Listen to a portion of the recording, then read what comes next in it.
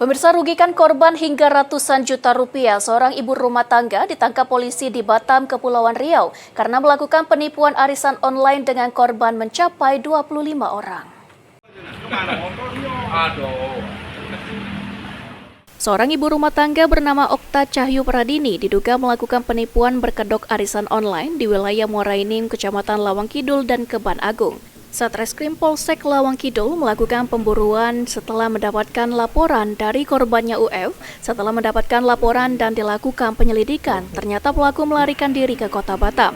Hingga akhirnya pelaku berhasil diamankan di Kota Batam oleh Satreskrim Polsek Lawang Kidul bekerjasama dengan pihak kepolisian setempat.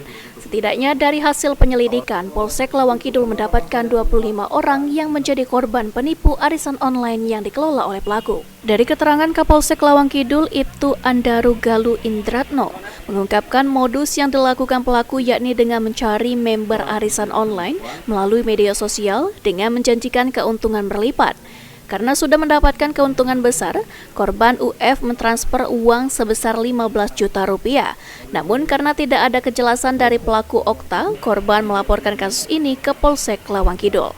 Dari hasil penyelidikan setidaknya terdapat 25 orang korban yang belum melaporkan. Dari hasil perhitungan kerugian korban mencapai 356 juta rupiah dan tidak menutup kemungkinan masih banyak korban lainnya. Setelah kami melakukan pemeriksaan terhadap korban yang lainnya yang tidak melapor, jadi memang ada beberapa dibayarkan. Pada saat diamankan TSK memang berniat untuk melarikan diri keluar kota Muara Enim menuju Batam.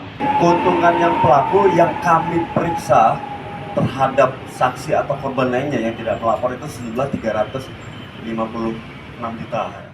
Pelaku melakukan aksinya sejak November 2024. Setelah mendapatkan keuntungan, uang tersebut digunakan pelaku untuk membeli mobil, rumah, dan menutupi uang arisan yang belum diberikan kepada korban. Dari aksi kejahatannya, pelaku dikenakan pasal 378 dan atau 372 KUHP tentang penipuan dan penggelapan dengan ancaman pidana paling lama 4 tahun penjara. Mardian Syapal TV.